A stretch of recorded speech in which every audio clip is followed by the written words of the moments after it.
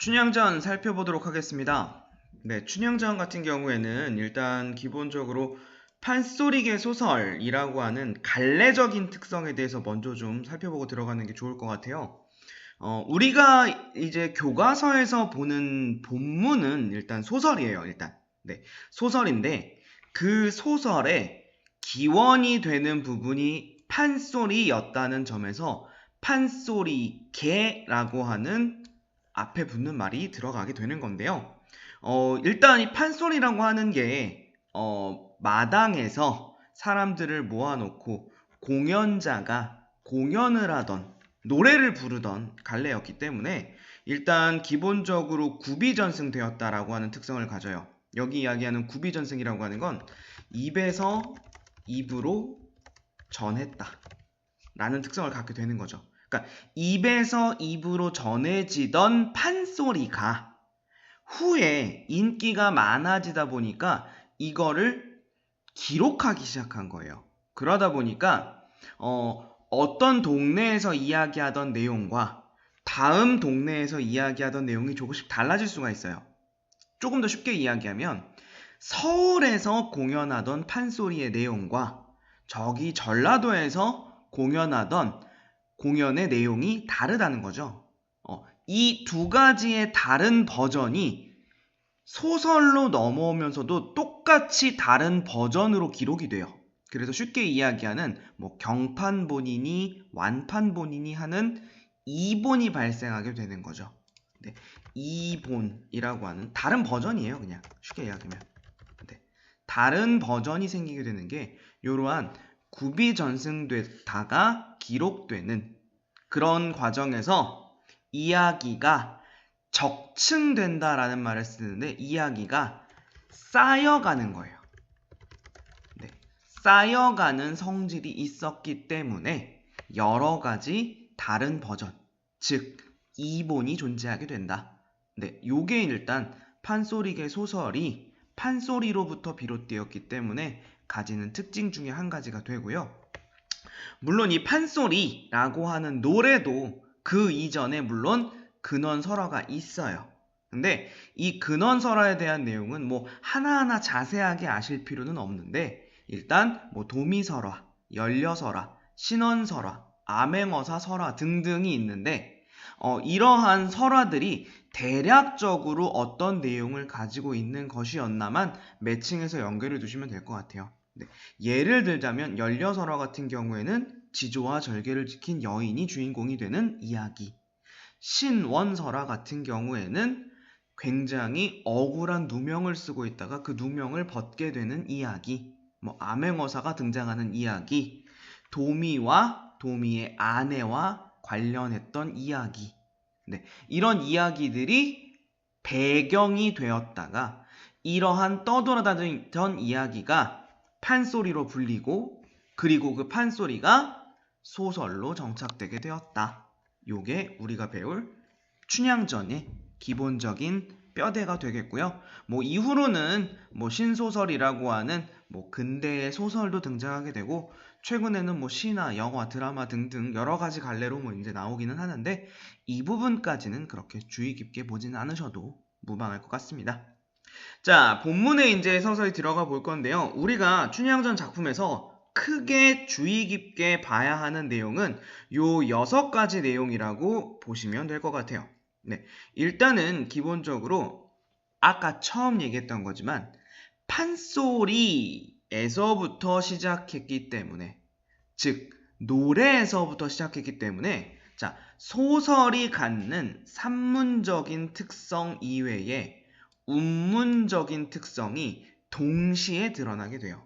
네, 이렇게 산문적인 성격과 운문적인 성격이 모두 드러나기 때문에 이를 갖다가 산문체, 운문체가 모두 쓰였다 합쳐서 율문체가 쓰였다 라고 나타내기도 합니다. 그리고 이건 풀어서 이야기했을 때 산문체와 운문체가 혼재되어 있다라고 풀어서 이야기할 수도 있어요. 그러니까 같은 내용으로 연결해 주시면 될 것 같아요. 춘향전에는 율문체가 나타난다. 또는 춘향전에는 산문체와 운문체가 혼재되어 있다라는 거 같이 정리해 주시면 될 것 같고요. 네, 두 번째로 자, 이 소설 내에서 사용되는 언어적인 측면을 보시면 양반들이 사용하던 언어, 뭐 예를 들어서 이야기하자면 대표적으로 한자어가 되겠죠. 네, 한자어가 사용되기도 하였고 이와 더불어서 평민의 언어인 한자어와 더불어서 평민들의 언어인 우리말 또는 비속어 같은 것들이 같이 사용되었어요.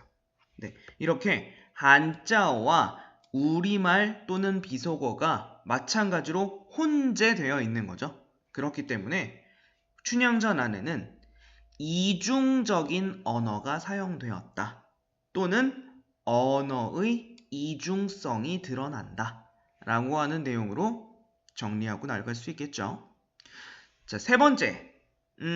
이야기가 쭉 진행되다가 보면 갑자기 줄거리를 딱 멈추고 어떤 특정한 장면을 굉장히 자세히 이야기하는 장면들이 종종 등장합니다. 네, 이렇게 줄거리를 멈추고 어떤 특정한 장면을 확대해서 극대화해서 보여주는 것을 우리는 확장적 문체가 사용되었다. 또는 장면이 극대화되었다 라고 이야기해요. 물론 본문에서 우린 이런 게 어떤 장면에서 확장적 문체를 확인할 수 있는지 같이 살펴나갈 겁니다. 자, 그리고 네 번째, 편집자적 논평이 사용되었다 라는 것도 역시나 춘향전의 대표적인 특징이에요. 자, 편집자적 논평이 뭐냐? 서술자의 개입이라고 구분하지 않고 이야기하는 경우도 있는데요. 엄밀히 이야기하면 조금은 달라요. 자, 서술자의 개입이라고 하는 거는 이야기가 진행되던 중간에 이야기의 서술자가 불쑥 끼어들어서 자기가 하고 싶은 얘기를 하는 건 전부 다 서술자의 개입이에요. 근데 서술자가 개입해서 하는 이야기가 인물이나 장면에 대한 평가가 된다면 그것은 편집자적 논평이라고 얘기할 수 있어요. 네, 뭐 춘향전 장면 곳곳에 이런 편집자적 논평이 드러나거든요. 네, 본문 확인하면서 이것도 같이 한번 어느 부분이 편집자적 논평이 사용된 건지 확인해 보도록 하겠습니다. 네, 그리고 일단 기본적으로 춘향전 해학성, 우스꽝스러운 거예요. 웃긴 거. 그리고 풍자, 웃긴 가운데 말에 뼈가 들어가 있어요. 비판하고 있죠. 이런 해학과 풍자의 성격이 두드러진다 라고 하는 것도 역시나 춘향전의 성격으로 보시면 될 것 같고요. 마지막으로 이러한 해학성을 드러내기 위해서 말장난을 굉장히 많이 사용해요. 언어유희적 표현이 등장하는데 이 언어유희적 표현을 사용하는 방법이 총 3가지가 드러나요. 표현 방식 3가지 모두 기억해 놓으셔야 된다는 거 꼭 기억하시길 바라겠습니다. 네, 여기까지 해서 일단 춘향전 기본적으로 우리가 본문에서 어떤 내용을 살피면 되는지 확인해 봤고요. 내려가서 본문 읽어나가면서 한번 체크해 보도록 하겠습니다. 자, 앞부분 줄거리부터 먼저 좀 볼게요. 전라남도 남원에 사는 퇴기 월매가 성참판과의 사이에서 춘향을 낳아서 정성껏 기른대요. 어찌됐건 우리 주인공인 춘향이는 신분이 기생의 딸이에요. 뭐 이때 당시면은 천민에 가깝다라고 보시면 돼요. 굉장히 낮은 신분인 거죠. 어떤 버전에서는 뭐 평민이었다, 어떤 버전에서는 뭐 몰락한 양반의 딸이었다, 뭐 이렇게 얘기하기도 하는데 어쨌든 우리 본문에서는 기생의 딸입니다. 자, 그리고 남자 주인공인 몽룡이는 남원 부사로 부임한 아버지를 둔 몽룡이에요. 일단 대놓고 양반이죠. 그죠? 몽룡인의 신분은 양반입니다. 어쨌든 지금 우리가 여기서 알 수 있는 거 춘향과 몽룡의 신분이 달라요. 그쵸? 요게 중요한 거예요. 그치만 이 둘이 사랑에 빠져서 백년가약을 맺죠. 자, 그렇기 때문에 표면적으로 드러나는 주제가 신분을 초월한 사랑이 될 수 있는 거예요. 그렇지만 이면적 안에 숨어있는 다른 주제를 본다면 인간 평등, 그쵸? 신분 초월, 이런 내용들이 또 다른 숨어있는 주제로서 우리가 살펴볼 수도 있는 거죠. 그러니까 겉으로는 몽룡이와 춘향이가 사랑했대, 너무 아름다운 이야기다, 이렇게 끝날 수도 있는 거지만 이 이야기를 쓰고 읽고 즐겼던 평민층의 입장에서는 그치, 저렇게 양반과 천민도 결혼할 수 있는, 그리고 이러한 신분을 다 극복할 수 있는 인간의 평등, 이런 게 너무 좋았을 수도 있는 거죠. 자, 뒤에 계속 이어가겠습니다. 몽룡이는 춘향이를 두고 한양으로 떠나고요. 그 뒤에 부임한 변학도 악인이 되겠죠. 악인이 등장해서 춘향이에게 수청을 강요합니다. 하지만 춘향이는 수청 요구를 거부하고 옥에 갇혀서 고생을 하게 되는 거죠. 자, 여기서 일단 춘향이의 성격 먼저 드러났어요. 지조와 절개를 지키는 인물이다. 그쵸? 요런 성격을 가지고 있는 인물이었다라는 거 체크하고 넘어가시면 될 것 같고요. 자, 한편 한양으로 올라왔던 몽룡이는 전라도 어사가 되었어요.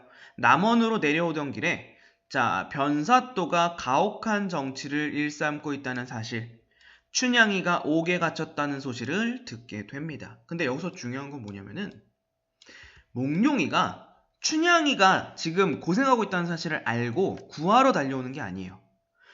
내려오던 중에 우연히 이야기를 듣게 된다라는 게 우리가 체크해야 될 내용인 거죠. 이런 게 바로 고전소설에서 자주 등장하게 되는 우연성이라고 하는 거예요.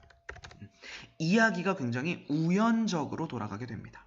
자, 어찌됐건 그 뒤에 남원에 돌아왔어요. 근데 거린행색이에요. 당연히 지금 암행어사니까, 신분을 감추고 다니는 암행어사니까 굉장히 꾀죄죄한 몰골로 돌아오게 되고요. 그리고 나서 이제 몽룡이를 월매에게 부탁하는 장면, 요게 바로 우리 본문 이전까지의 내용입니다. 자, 이 뒤에 우리가 익히 알고 있는 내용이긴 해요. 근데 시험을 앞두고 그 부분보다 더 중요한 내용들이 있기 때문에 그 부분을 중심으로 한번 살펴보도록 합시다. 갑니다. 자, 가까운 후배 수령들이 모여들고 있습니다. 뭐 운봉영장 등등등등등등등 여러 명이 모여요. 어찌됐건 여기에서 중요한 건 본관사또가 주인이라는 거예요. 누구 생일에 모였어요? 이거 지금 본관사또의 생일에 모인 건데 이게 바로 변학도가 되는 거죠. 뒤쪽에 몽룡이를 어사또라고 부르거든요. 네, 반드시 구분해 주셔야 돼요. 어사또는 이몽룡이고요. 본관사또가 변학도입니다. 시험 문제에서 보기 읽으실 때도 제대로 읽으셔야 돼요. 본관사또가 어쩌고 저쩌고 했다, 어사또가 어쩌고 저쩌고 했다, 잘못 읽어서 틀리는 경우 상당히 많이 봤어요.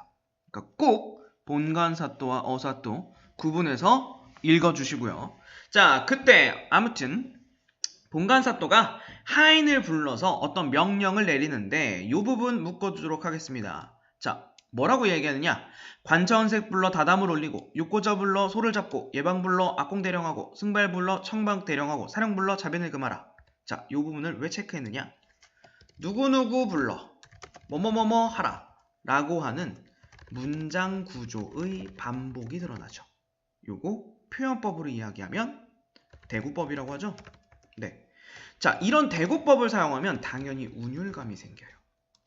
그쵸? 우리 처음에 정리했잖아요. 얘는 산문이에요. 소설인데 이 안에 운문체가 사용되었잖아요. 산문 안에 운문체가 사용된 걸 확인할 수 있는 가장 좋은 부분입니다. 됐죠? 네. 그래서 여러 가지 지금 뭐 이것도 하고 저것도 하고 명령하는 장면이었어요. 자, 다음 장면으로 넘어가겠습니다.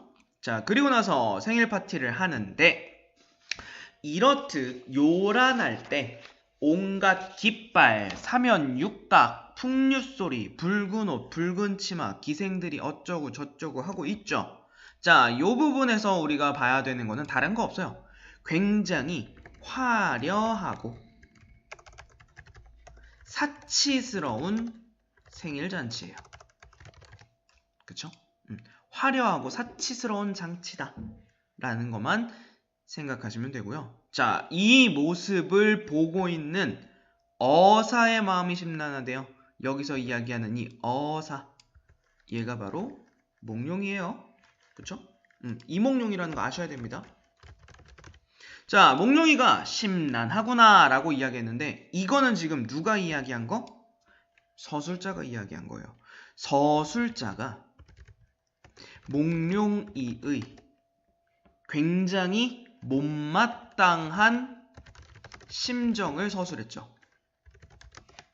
이게 바로 편집자적 논평이 드러난 부분이라고 보시면 돼요. 그쵸? 어사 마음은 왜 심란하겠어요? 백성들은 지금 힘겹고 백성들은 굶어 죽어나가고 있는데 저 지금 관리라고 하는 자가 저렇게 지금 사치스러운 잔치를 벌이고 있으니까 이거 저거 봐라 하는 거죠 지금. 괜찮죠?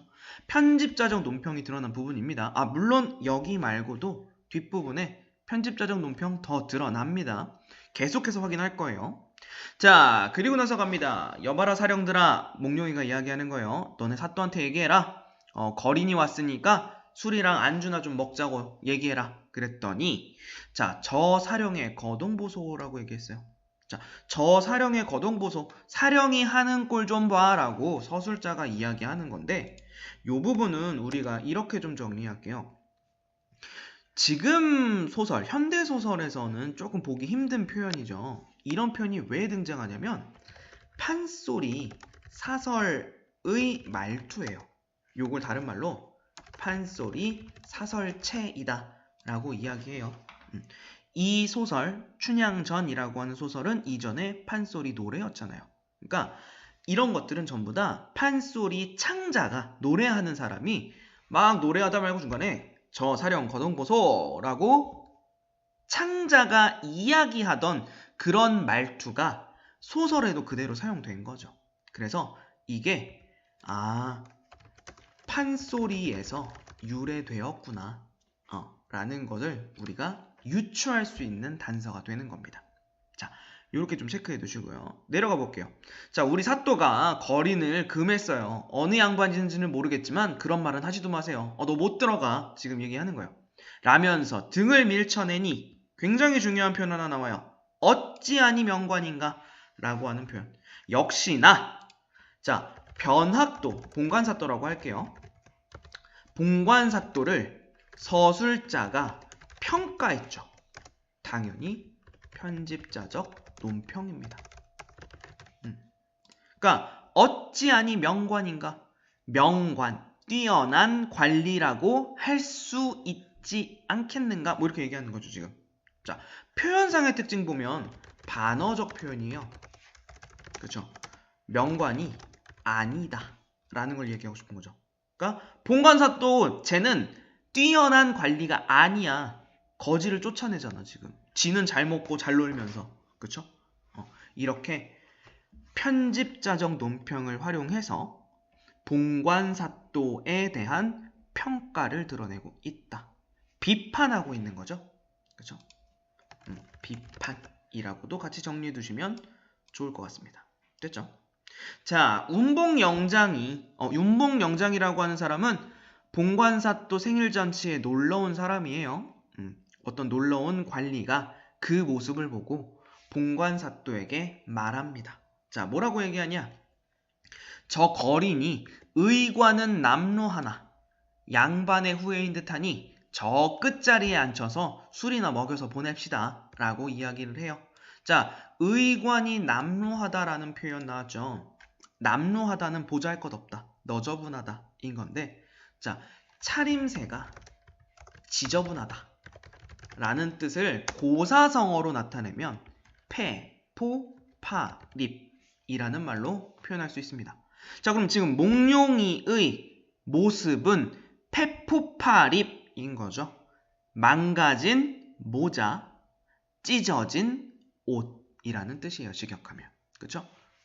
이런 모습이지만 양반의 후예인 것 같으니까 말석에 앉혀서 술잔이나 먹여보냅시다 라고 이야기했어요. 여기서 우리가 오해하기 딱 좋은 부분이 하나 있는데요. 운봉영장이라고 하는 사람이 몽룡의 정체를 알아차렸다? 절대 아닙니다. 네. 몽룡이의 정체를 알고 그러는 게 아니라 그냥 보니까 그래도 양반인 것 같은데 그냥 먹여 보냅시다. 그냥 몽룡의 신분을 대접해준다라고 정도만 생각해 두시면 돼요. 몽룡이가 암행어사라는 걸 알아차리고 잘 보이려고 하는 게 아니라 그래도 양반인 것 같은데 술 좀 먹여서 보냅시다 라고 이야기한 거예요. 자, 그러니까 봉관사또가 운병 네 말대로 하자 라고 많은 하는 끝말을 맺고는 입맛이 사납답니다. 자, 요 입맛이 사납다라고 하는 표현 역시 자 살펴보면 본관사또의 심기가 불편하다 또는 못마땅하다, 그쵸? 라는 거를 지금 누가 얘기했죠? 서술자가 이야기했죠. 편집자적 논평이 드러나는 부분인 거죠. 그쵸? 본관사또의 불편한 심리를 편집자적 논평을 통해 드러낸 겁니다. 됐죠? 자, 어사또가 속으로 이야기합니다. 자, 도적질은 내가 하마, 오라는 네가 받아라. 여기 부분 굉장히 오해하는 분들 되게 많습니다. 자, 일단 도적질을 하는 나, 이거 몽룡이죠? 그죠? 그리고 오라는 네가 받아라, 너, 이거 본관사또죠. 그쵸? 자, 이 장면을 보고 이렇게 생각하는 거예요. 몽룡이 도적질? 나쁜 짓 한다고? 벌, 오라는 벌이거든요. 벌은 본관사또? 이게 뭔 소리야? 몽룡이가 도둑질한 건가? 도둑질하러 온 건가? 이게 아니죠. 이거는 그냥 내가 한 행동으로 너 골탕 좀 먹어봐라. 그죠? 내가 하는 일로 인해 골탕 먹어봐라 라는 뜻을 담은 그냥 굉장히 관용적인 표현이에요. 괜찮죠? 이게 진짜로 몽룡이가 도둑질을 하겠다 여기서 그게 아니라 내가 어떤 행동을 할 거고 골탕 좀 먹어봐라 라고 지금 속으로 생각하고 있다 라고만 체크하시면 될 것 같습니다. 자, 저 양반 듭시라고 해라 라고 해서 들어갑니다. 자, 어사또가 들어가서 좌우를 살펴보니까 자, 당위의 모든 수령들의 상 앞에는 뭐 음식이 잔뜩 쌓여있고 뭐 노랫소리가 나오는데 자, 그때 어사또의 상을 보니 어찌하니 통분하랴 라고 서리적인 표현 사용해서 열받았다, 화가 났다 라고 표현했어요. 몽룡이가 화가 났다. 왜? 모서리 떨어진 개상판에 당나무 젓가락, 콩나무, 깍두기, 막걸리 한 사발 놓았구나. 굉장히 볼품 없는 상차림이에요. 음식이 뭐가 없어요. 아무것도 없어. 그러니까 화가 났어요. 자, 그 뒤에 굉장히 중요한 장면 나와요. 자, 이래서 열이 받은 몽룡이가 요런 표현을 합니다. 운봉영장의 갈비를 가리키며 갈비 한 대 먹어보자 라고 이야기한 거 굉장히 중요한 부분입니다. 이번 시험에 출제되기 가장 좋은 부분 중에 하나죠. 자, 결론부터 이야기하면 아까 우리가 처음에 정리했던 언어유희적 표현입니다. 말장난한 거예요. 근데 더 중요한 건 무엇이냐? 어떤 방식을 활용한 언어유희적 표현인지가 중요해요. 말장난을 하긴 했는데 자, 신체 부위인 갈비와 그 다음에 음식 갈비의 발음은 같지만 의미가 달라요. 동음, 이의어 관계인 거죠. 자, 동음, 이의어 관계인 두 개의 단어를 활용한 언어유희적 표현이 됩니다. 그래서 여러분들이 기억하셔야 될 거 동음, 이의어를 활용한 언어유희적 표현이 활용된 부분이다. 갈비를 가리키며 갈비 먹어보자 라고 이야기하는 거예요. 그쵸? 자, 요렇게 말장난으로서 해학성을 드러내고 있는 거죠. 해학성 그리고 풍자성이 강조되는 거죠. 됐죠? 요렇게 나도 갈비 좀 먹어보자 라고 이야기를 했어요. 됐죠? 그랬더니 다리도 잡수시오 하고는 운봉이가 얘기해요. 운봉은 사람 이름은 아니에요. 그 지명 이름이에요. 아무튼 운봉이 얘기를 하는데, 자, 이런 잔치에 그냥 놀면 재미없으니까 차운 한 수씩 해봅시다. 시를 지어봅시다. 라고 이야기를 해요. 그래서 그러자 해서 이제 높을 꽃자, 기름 꽃자 두 글자를 가지고 시를 짓는 거예요.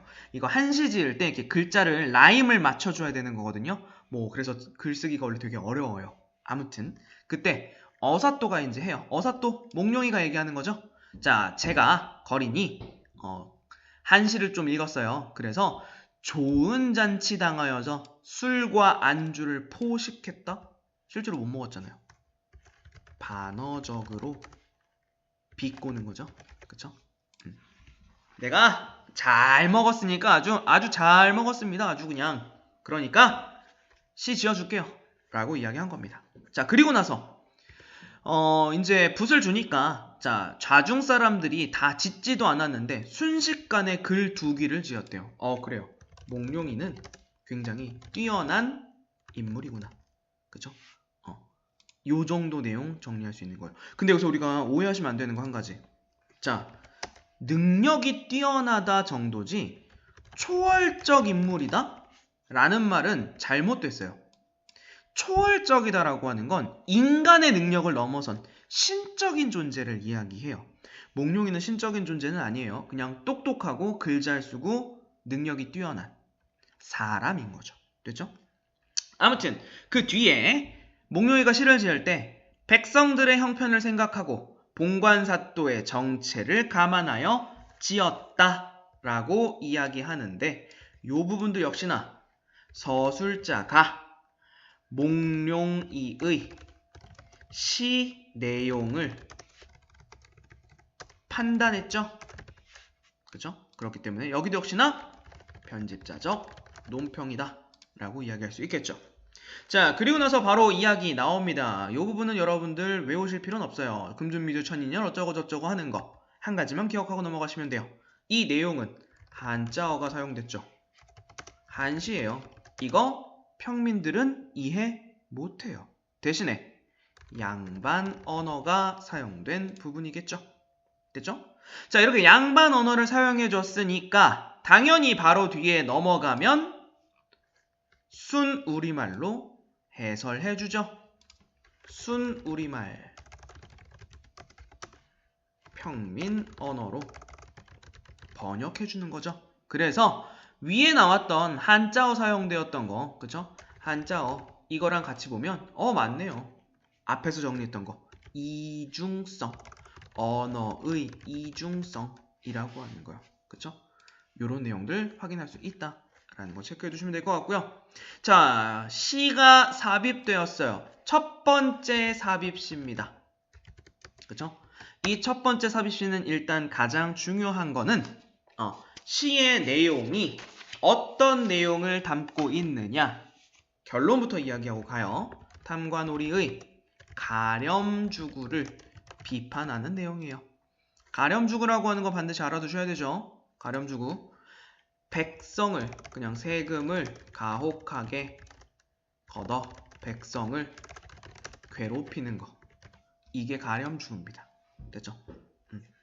요걸 비판하는 게 주제가 되고요. 자, 이런 주제를 강조하기에 사용된 표현, 아름다운 술은 백성이 피고 아름다운 안주는 백성의 기름이고 촛불 눈물 백성 눈물이고 노랫소리는 원망소리고, 그쵸? 두 줄씩 묶어주시면 대구법이 사용되었고요. 그리고 술은 피, 안주는 기름, 비유해줬죠? 뭐 굳이 디테일하게 얘기하면 은유법 사용된 거예요. 그쵸? 은유법과 대구법을 사용하여 탐관오리의 가렴주구를 비판하는 그런 시를 썼습니다. 됐죠? 자, 이 시를 보고, 자, 운봉 영장이 보고 앞불사 일이 났다라고 생각해요. 그래요. 운봉이는 눈치를 챘어요. 운봉 영장은 몽룡의 정체를 눈치챘어요. 얘가 그냥 거지가 아니구나. 얘 뭐 있구나. 그죠? 그때 어사또가 하직하고 갔어요. 그리고 나서 부하들을 불러요. 운봉영장이 부하들을 불러서 명령하는 거예요. 자, 야, 큰일 났다 라면서 여기 부분 전체로 묶어주시면 되세요. 자, 누구 불러 누구 단속, 뭐 불러 뭐 단속, 뭐 불러 뭐 단속, 뭐 불러 뭐 단속, 불러 단속, 불러 단속, 불러 단속. 그쵸? 아까 앞에서 봤던 거랑 비슷하죠? 그죠?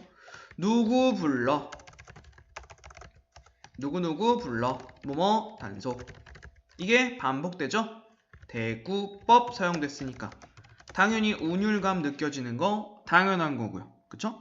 그리고 단순하게 그냥 부하들을 불러서 이런 거 명령했다 라고만 얘기해도 되잖아요. 근데 이거를 굉장히 확대했죠. 그쵸? 앞에서 정리했던 장면의 극대화 내지는 이걸 갖다가 확장적 문체라고도 이야기하죠. 그쵸? 그러니까 부하들 불러서 이것저것 단속시키는 거예요. 야, 큰일 났다, 큰일 났다. 지금 몽룡이가 뭐 암행어 산 것 같아. 이런 거죠. 그때 뒤로 넘어갑니다.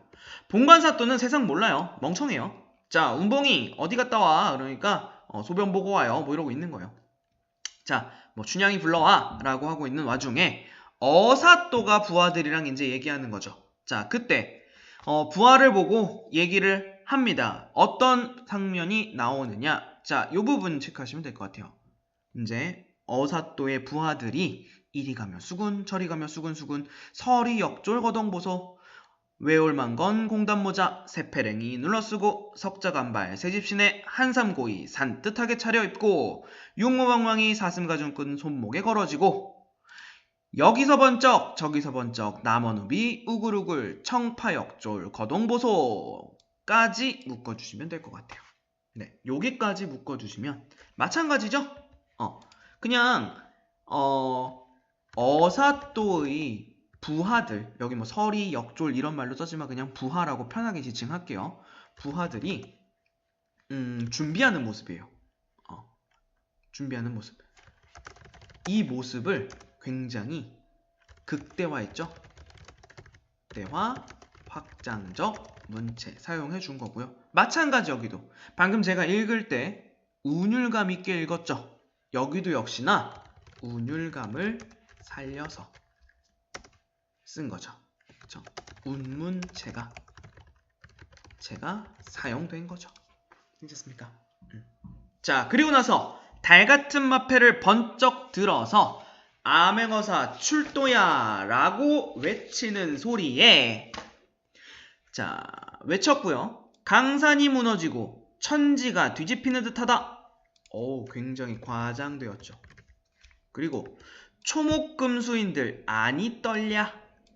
초목금수 풀과 나무와 짐승들이 떤다라고 의인화해 주었고, 그리고 서리적 표현도 사용해 주었죠. 어찌됐건 이 표현들은 전부 다 어사또의 위엄 또는 위세를 강조하는 효과가 있죠. 그만큼 대단한 기세로 암행어사 출도야 라는 소리를 외쳤다 라는 것까지 정리해 두시면 되겠습니다. 됐죠? 일단 1부 여기까지 보겠고요. 나머지 부분은 2부에서 이어서 정리하도록 하겠습니다.